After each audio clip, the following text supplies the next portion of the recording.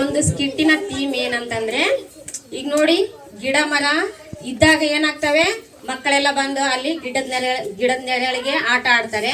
ಮತ್ತೆ ಪ್ರಾಣಿ ಪಕ್ಷಿಗಳು ಬಂದು ಅದ್ರ ಮೇಲೆ ಕೂತ್ಕೊಂಡು ಹೋಗ್ತವೆ. ಅದೇ ಗಿಡ ಮರಗಳನ್ನ ಕಟ್ ಮಾಡಿದ್ರೆ ಏನಾಗುತ್ತೆ, ಮಕ್ಕಳು ಆಟ ಆಡೋಕೆ ನೆರಳಿರೋದಿಲ್ಲ, ಉಸಿರಾಡಕ್ಕೆ ಗಾಳಿ ಇರೋದಿಲ್ಲ, ಅಲ್ಲಿ ಯಾರು ಕೂಡ ಬರೋದಿಲ್ಲ, ಮತ್ತೆ ಪ್ರಾಣಿ ಪಕ್ಷಿಗಳು ಕೂಡ ಬರೋದಿಲ್ಲ.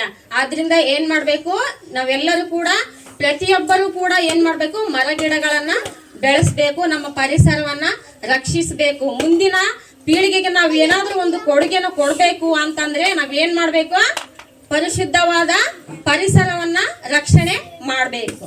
Thank you.